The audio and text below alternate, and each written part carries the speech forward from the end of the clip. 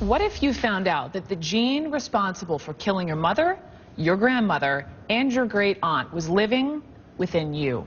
This is Ellen Rose. She is Miss DC. Tomorrow night, the 24-year-old will be taking the pageant stage, hoping to become the next Miss America. Here's the thing. She doesn't have breast cancer, but she has decided that she will have both of her breasts surgically removed.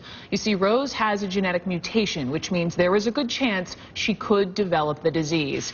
And this kind of preemptive double mastectomy, it's on the rise here in the U.S. Women who watch their family members suffer and die of breast cancer not wanting to take any risk of developing it themselves.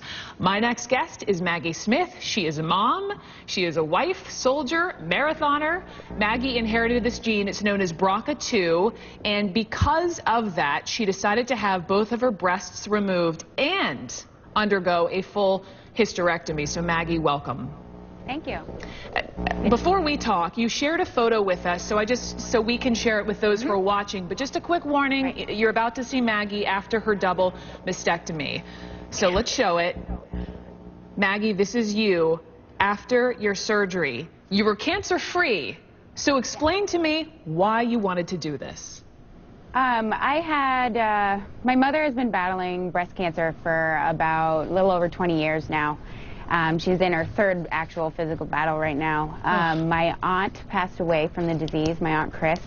My great aunt passed away from ovarian cancer, and after my mother realized the second time that she had breast cancer, she was tested for the BRCA genetic mutation, and she came up as being BRCA2 positive.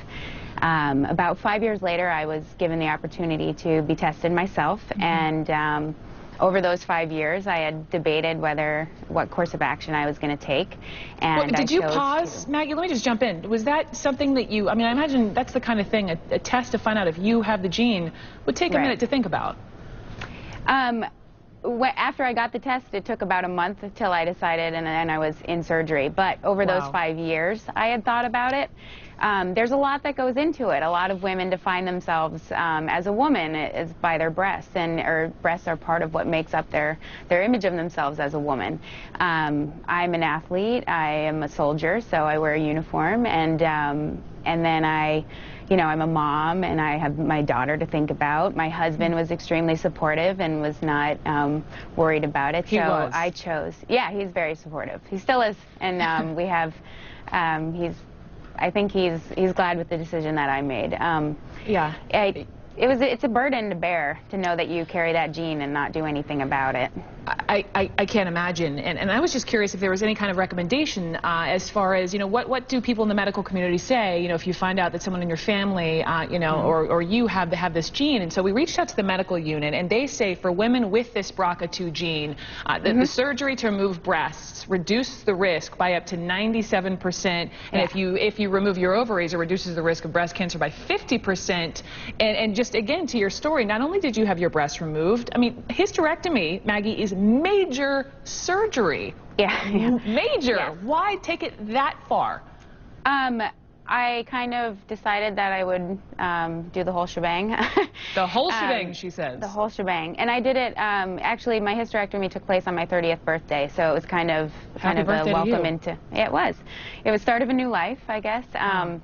But it erased a lot of the worries that I'd seen a lot of pain come out of cancer, and it's, overall, I don't think it's worth it. So I took what I did. I have a daughter, and she's amazing. Emily is 4, and she's a doll. Aww. And we didn't want to have any more children, so we were done with that portion of our life. You can have an oophorectomy, which is just removing the ovaries, but we weren't planning on having any more children, so... It was the right choice for you. It was the right choice for you. Just quickly, if someone is in a similar situation as you, what would you advise to them? Get as much information as you can. I try and put myself out there as a resource. I work with an organization called FORCE, which is Facing Our Risk of Cancer Empowered, and you can find them online. They present you with the resources that you need to be able to make an informed decision. For me, this was my right decision.